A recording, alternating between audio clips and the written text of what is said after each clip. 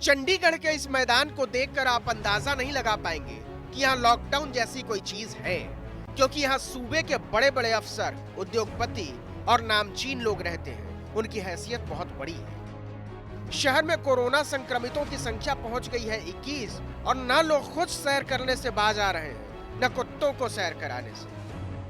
यहीं से निकले यहीं को वापस चले जाना, बस ज्यादा दूर नहीं जा रहे, इसलिए बाहर नहीं गए। हाँ ये तो है, कल से नहीं आएंगे। हम मानते हैं, हम कोऑपरेट कर रहे हैं, हम इन चीज का बहुत अच्छी तरह जानते हैं, तो हम सैर नहीं कर रहे हैं।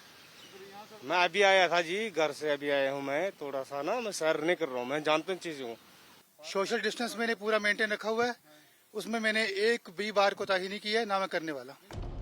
चंडीगढ़ प्रशासक के सलाहकार मनोज परिदा ने तो ट्वीट करके इन हरकतों पर वीआईपी की परिभाषा कर दी है, वेरी इडियोटिक पर्सन। हमने ये कहा था कि अगर इस तरह से होता रहेगा तो हम उन लोगों को कानूनन तो हम क्रिमिनल प्रोसिक्यूट करेंगे ही, मगर उसका सबसे पहले उनको नेम सेम करेंगे, उनका नाम फोटो सब जो है वो ओपन कर देंगे। चंडीगढ़ पुलिस ने 143 लोगों के खिलाफ धारा 188 के तहत मामले दर्ज किए हैं। सैर करने वाले 33 लोगों के खिलाफ एफआईआर दर्ज की गई है, तो 250 से ज्यादा बुजुर्गों को चेतावनी देकर छोड़ा गया है। कर्फ्यू का नियम तोड़ने पर चंडीगढ़ पुलिस ने 3000 से ज्यादा गाड़ियां भी जब्त की हैं। वहाँ पे जैसे लोग ये इवनिंग मॉर्निंग वॉक करके कर्फ्यू गाइडलाइंस की वायलेशन कर रहे थे, उनकी चेकिंग की गई है और उसमें अभी तक 43 एफआईआर दर्ज हो चुके हैं और 161 लोगों के खिलाफ इसमें 188 आईपीसी की कार्रवाई की गई है। मसला केवल इतना ही नहीं है, पुलिस और प्रशासन लगातार घरों में सामान पहुंचाने में जुटा हुआ है, लेकिन इन वीवीआईपी लोगों की मांगों ने इलाके के पार्षद को परेशान कर दिया है।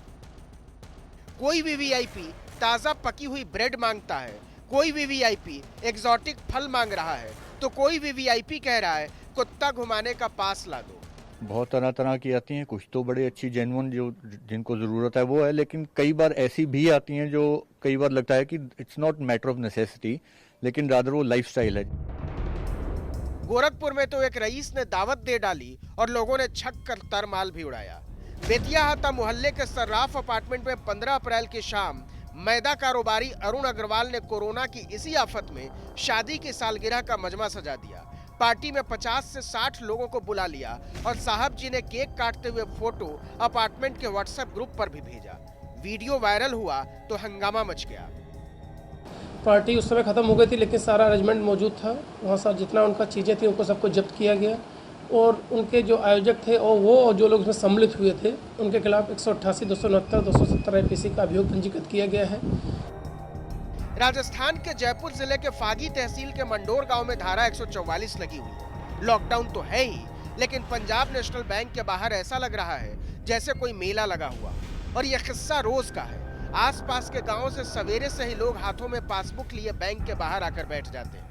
अफवाह उड़ी है कि प्रधानमंत्री नरेंद्र मोदी ने सबके अकाउंट में 500 रुपए डाले हैं और मुख्यमंत्री अशोक गहलोत ने सबके खाते में 2500 रुपए डाले हैं, और अगर ये पैसे नहीं निकाले तो वापस लौट जाएंगे। कितना पैसा है अकाउंट में?